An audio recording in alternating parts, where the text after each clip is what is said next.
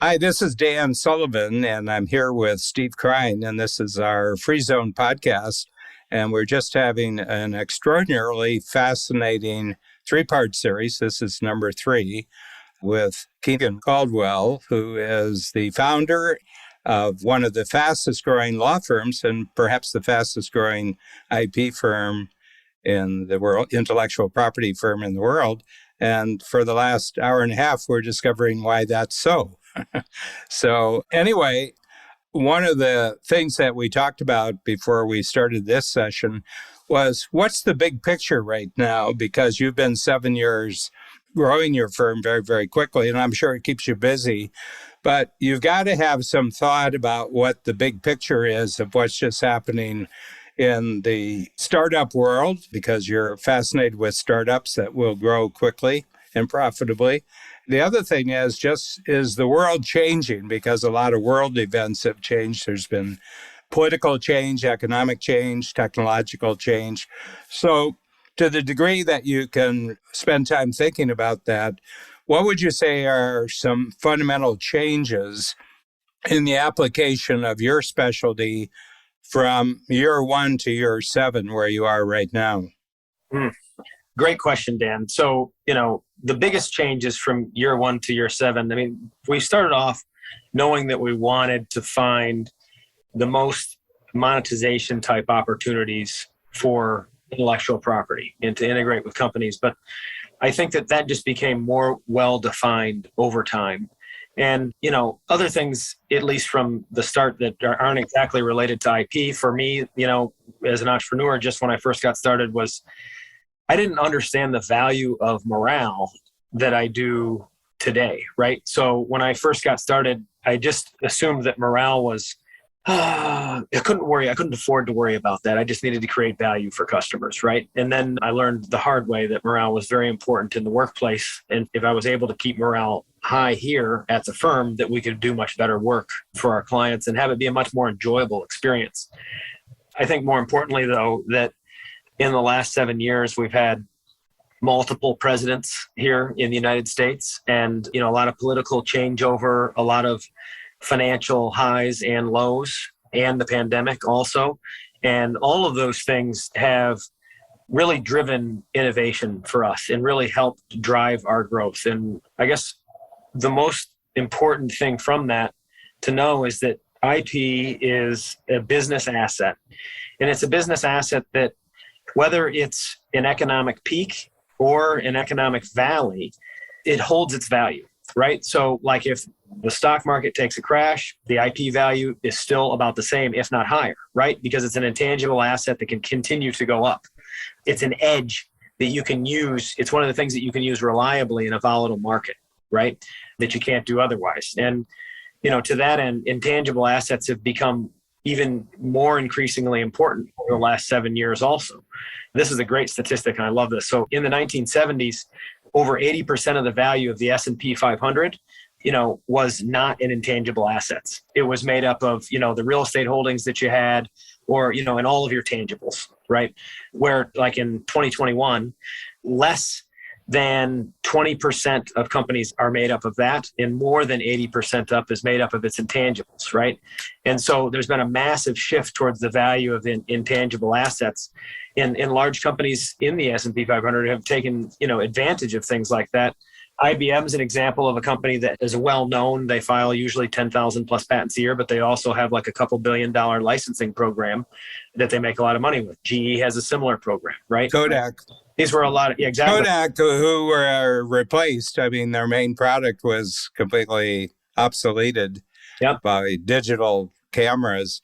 One of our clients is deeply connected with Kodak through someone that he's married to, and she was the internal IP lawyer for about 5 years. And it was their only profit area was licensing their IP that had been built up over 100 years. Yeah, that's actually a great example of a company that failed to adapt and from a technological perspective and held on to some. They're like, no, listen, we've been at the top for so long, and they just were kind of a failure to adapt. I can see the guy who came up with the idea that you could take pictures without film, presenting the idea to the board of Kodak saying, let me get this right. If your idea comes to fame, we don't sell any more film. Yeah. Isn't that liberating? And then he got liberated. Yeah, I'm sure that they were like, please show this man the exit. Yeah.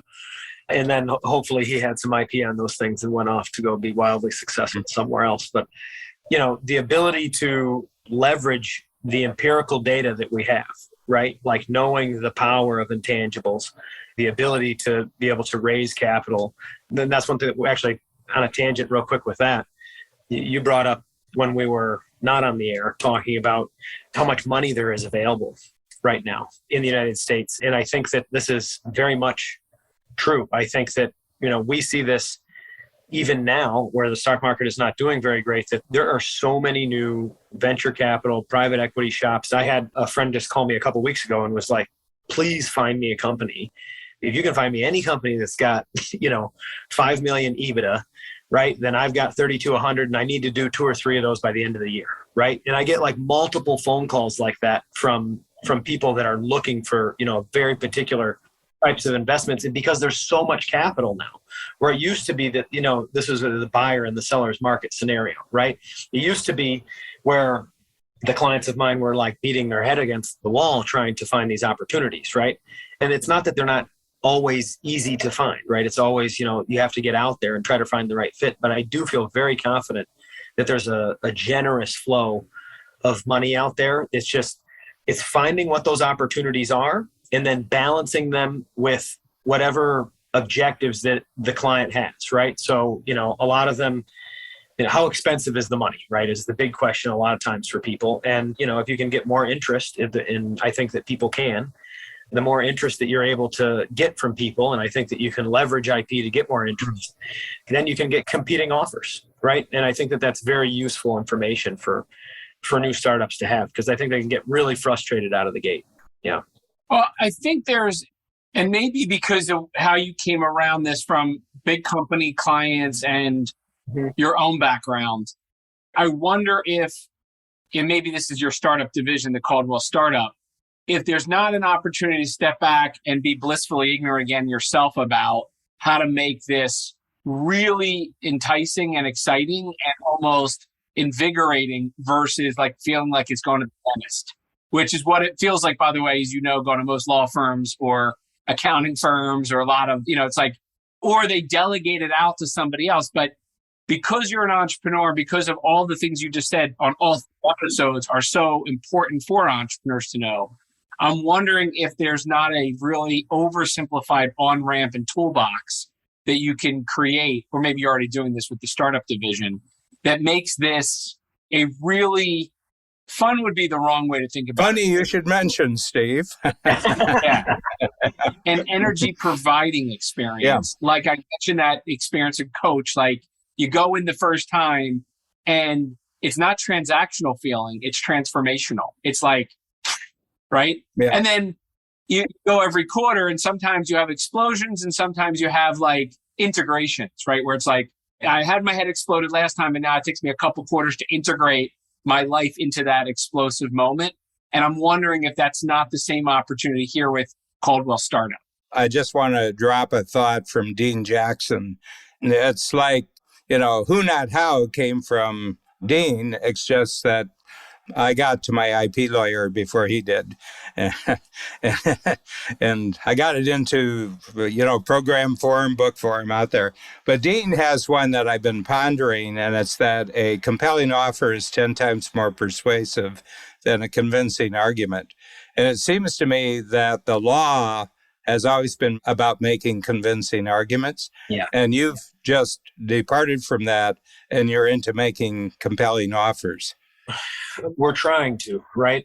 We're also trying to employ, like the be the buyer sort of mentality, which is what we had to do, at the outset anyways, was to find companies that would. Yeah, but you make a compelling argument and absolutely nothing gets sold. You make a compelling offer and money starts moving.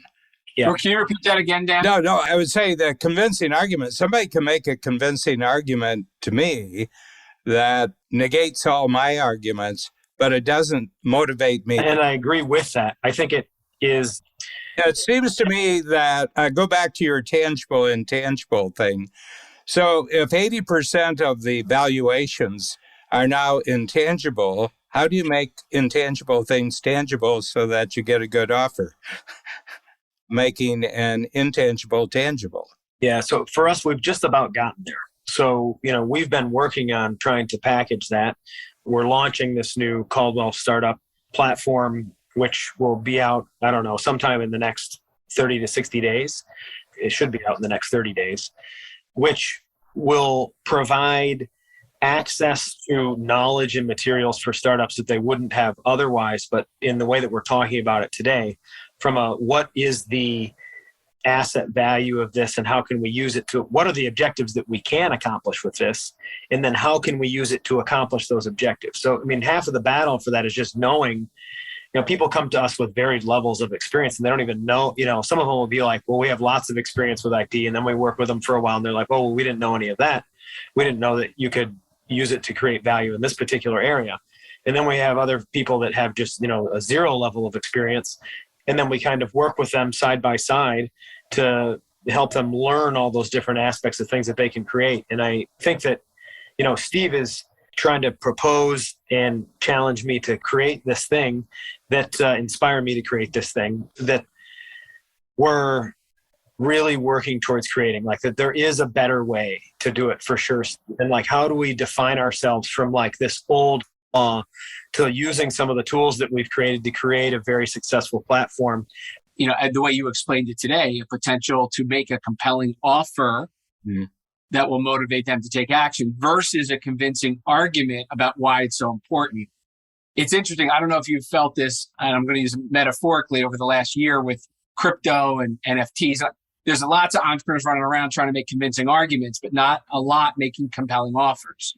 And again, just metaphorically, you can stand on the soapbox with the importance of IP and argue and convince, or help them through that compelling offer. I think it's an interesting lens Dan put on that around motivating people to take action is about a compelling offer, not a convincing argument. And it's an oversimplification of it, but what we're talking about here is so important because of the mindset that you need to shift into to even hear really what you're saying.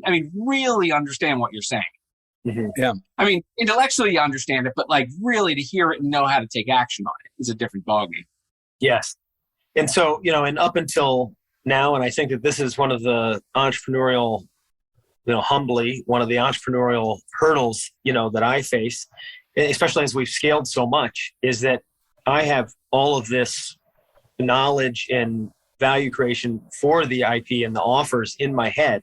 But for me, it's like creating this platform so that I can teach all of the new practitioners and lawyers at my firm to have that same knowledge, and so that they can come at it from a business perspective instead of the overt legal perspective or the overt science. Sounds like a good job for a shortcut or a shortcut. Yes. Yeah. Exactly. Yeah. I think it was around late 1980s. I did a book called The Great Crossover. And I was talking about that we're in the midst of a crossover. And crossover always takes place in history when you have a fundamental change in the way you can communicate. Okay, so obviously going back a million years, it was when humans could talk to each other and the other species couldn't. That was a crossover. Some were better at others. And then you had writing, which was number 2. You had printing, which is number 3. And now we have digital. And I gave 1975 as the beginning of the crossover and 2025 as a 50-year. I said it's going to take 50 years. And the big change is from a pyramid-shaped organization to a network-shaped organization. One of the things I've kept track of, what are the fastest growing industries? And for about the last 10 years, the number one fastest growing industry in the world is IT. Okay. But the number 2 fastest growing industry in the world is coaching, of any kind of coaching. And the reason is that technology doesn't coach itself.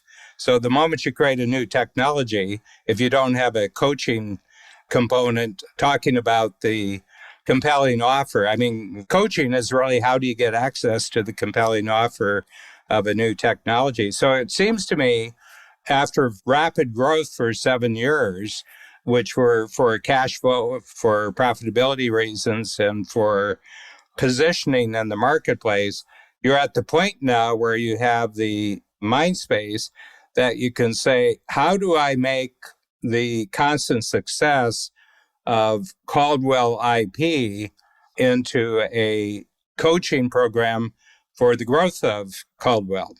Yes. Because you can't be the coach. I mean, when you have 25 people, you can be the coach. When you have 250 people, you can't be the coach anymore.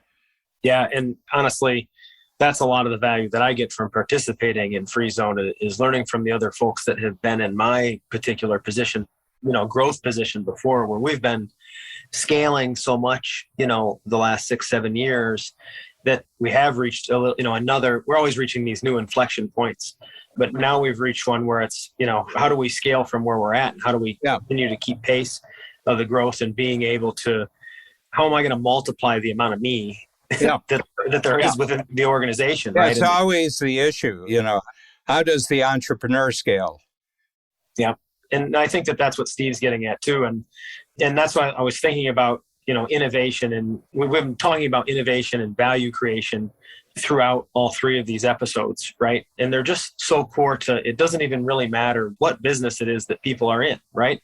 Because there's people even in the coaching business that come to me and they say, hey, listen, I think that there might be some IP here. We're not really sure, right? This is something that is real IP, or that's an area where people wouldn't maybe traditionally think that there's patentable subject matter, right?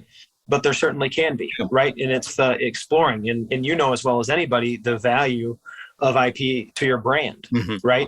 And being able to protect that. And, you speak about it regularly and the value of that for people. And I think it's very responsible to do so because it's an easy asset to add that there'll be a return on. And so and it dissolves all those dangers in the DOS as well, right? So a lot of the dangers that, will someone be able to sue me? I mean, maybe, but at least it's going to give me some options to be able to stop others like we talked about with the monopoly, right? It's going to be able to create some opportunities by being able to create, potential licensing programs or monetization options or raising money or, whatever that is. But it really helps dissolve a lot of the liabilities for you. And then it helps you excel and have more. But I think there's a thing that I notice with people who are lackadaisical about IP. Like I bring up the topic and they say, I don't really want to get into that, And coach is about 96% services. The vast majority of our entrepreneurs are service businesses. They're not manufacturing. They're not retail. But because you don't want to know about this, you also are not courageous in terms of creating new things. And there's something that keeps you up in the middle of the night when you're thinking about creating a new thing and saying, the moment I start talking about it, somebody's going to steal it. And the reason is because you're completely ignorant about that IP is actually a design feature of creating your new thing. Yeah. I'm really glad that you brought this up because I think it's at the core of what Free Zone stands for. And we haven't really talked a lot about this yet. And that's, being free to collaborate with whomever I want to be able to collaborate with and not to worry about that. Like, how does IP directly relate to a non-competitive environment? And it seems like that there's gridlock between those two things, but I'm telling you, there's not, man. And there's so many examples of this. I'll use a great example of Tesla. We'll use one that everyone knows because I have a lot of client examples that we could give. But I'll use the example of Tesla as a great example of this is, Elon Musk kind of famously made a tweet in 2019 saying, everyone's got access to our patent portfolio, right?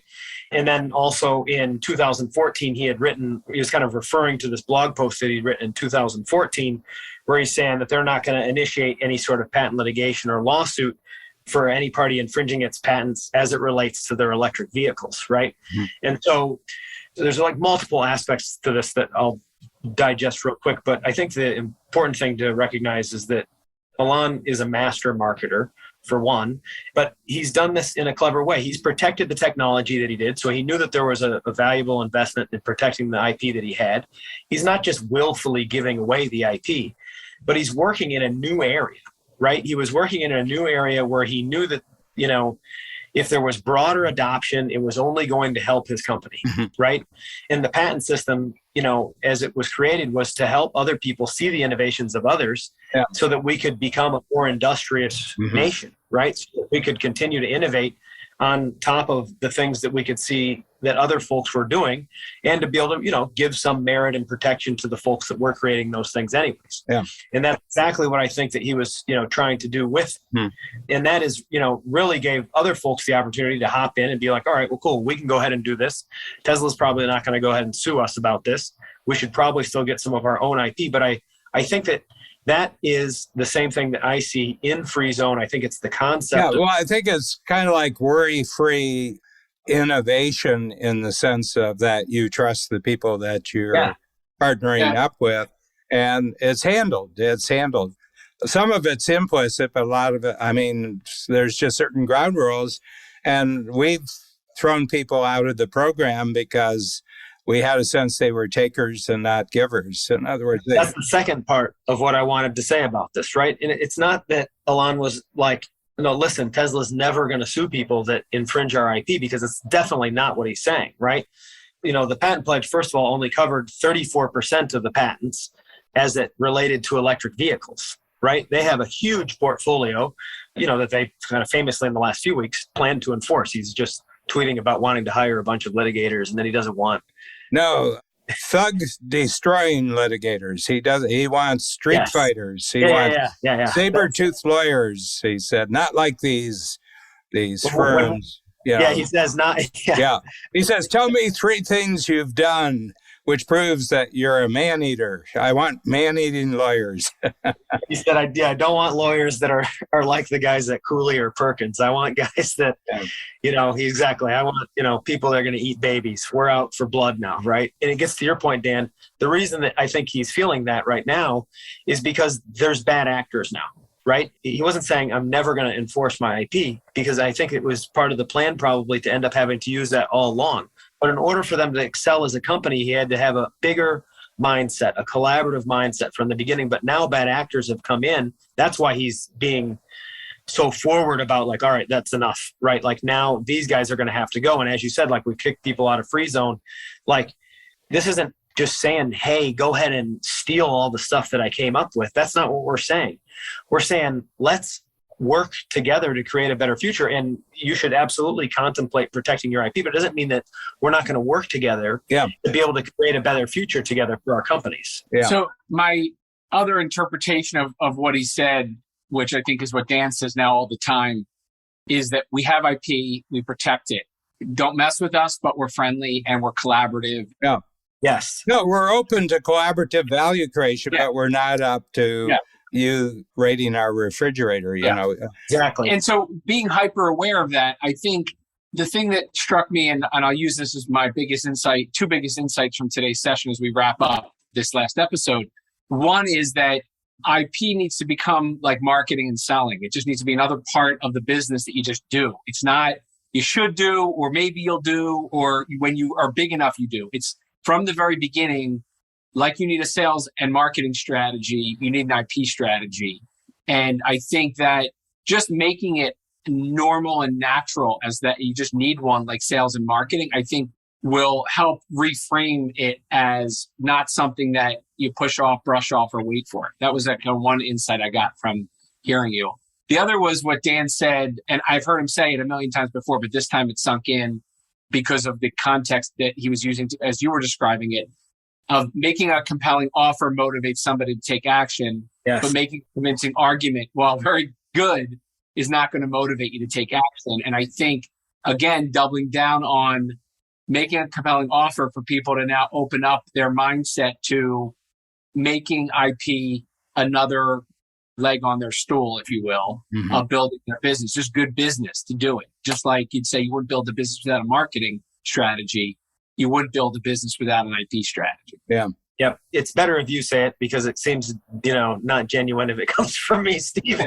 But, I definitely agree with you. I just made it a compelling offer, not a convincing argument. Exactly. It goes back to a lot of the things that we've talked about today. Like you want to do that thing. We've made it as a compelling offer, but then getting back to the Free Zone stuff, it's almost the way that we can begin to create trust with those that we work with, right? We want to be able to trust the people that we've been worked with, so we don't need to look over our shoulder or do anything like that, right? It's like if you tell the truth, then you don't ever have to worry about looking over your shoulder about what you said, right?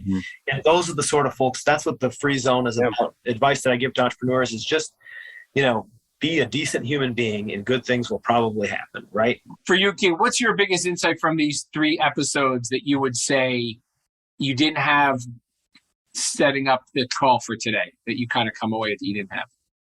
Oh, I would say, well, I mean, the biggest takeaway that I have is really, from what you were saying, Steve, about creating a honed in offer for the startups. I mean, I've gotten good at telling these things over time on calls that I have, but if I can put this on paper and be able to have access, just even on our website to just give the basics to people that I don't even need to necessarily be part of it, right? And that the new practitioners here could be, I need to create and develop more of the platform for pushing my knowledge out more to the masses, right? I can only speak with so many different companies, but we can make that all available on our website. And we have a lot of other brilliant practitioners that work at our firm that I hope that they're able to adopt a lot of these concepts if they haven't already. Mm-hmm. Dan, biggest insight? I would say that you're very timely, because I think that we're now switching to a world where the growing value, economic value, and the most exciting environments are those which are masters of intangible assets. I mean, in one way, you can look at the Russian-Ukrainian situation as a clash of a really huge country with enormous tangible assets going up against a very small country that's getting the benefit of the world's intangible assets. It's kind of like the first in-action weapons trade show I've ever seen. In other words, every weapon maker in the world saying, call Ukraine, we'll give them 12 free, just if they'll test it out and give us a report afterwards. The Russians, the big overpowering country, has massive amounts of hardware that's essentially made worthless by shoulder-held rockets, so, and I think that we're at a sea change in terms of what constitutes value in the marketplace. Right. And more, I'm totally in agreement with you. I think it's who you are actually is the biggest value. What your mindsets are, what your behavior is. Are you easy to play with? Are you easy to work with? I think these are what are becoming the key to ever increasing economic value in the marketplace. And I think you have your finger really on the pulse with this one particular marketplace specialty. Yeah, thanks, Dan. Yeah, and I think that 100% agree with what you were just saying. I think that's kind of like an example of the Web3 mentality as well, like a more community-based approach. I think that we see that proliferated way beyond just the Web3 application. I think that's just kind of a common name that we see. We had to give a name to something to define all of that, but we see it in all other industries as well. And I think there'll be more and more adoption of that, as you say. Yeah. So, yeah, I really appreciate all the insights today, guys. And I think I have a lot of clarity as to what I need to go do now as well. All right, Dan, you want to wrap it up? Yeah, really delighted. I had a real introduction in the 90s from John Farrell in this whole area of intellectual property protection. We've had some negative experiences where it really sharpened our alertness and our preparation when we introduce something new in the marketplace. But I have to tell you, my whole thinking about this has really taken a quantum leap in the 3 podcasts we did, Keenan. I'm really appreciative for you giving us your time. Oh, thanks, Dan. I was a little bit nervous even to come on, so I'm honored that you guys invited me, and I look forward to continuing the conversation. Yeah. Podcasts 4, 5, 6 through. We should just do an intellectual property podcast series. Yeah. Go back and listen to the Howard Getz and Matt Pinsker podcast that we did. We had them on as guests with my cousins, and more importantly, the Abe Lincoln Scholar. Yeah. I don't know if more importantly, but no, it was the Abe Lincoln Scholar. All I remember is that he said that I was a good historian. That's the. Exactly. I don't remember anything else that was said. It was like exactly. I give Dan an A+ on his grasp of history, and I said, I have no idea what else was discussed except that. You can do no wrong. That was a compelling offer. Take care, guys. Thanks, everyone. We'll see you.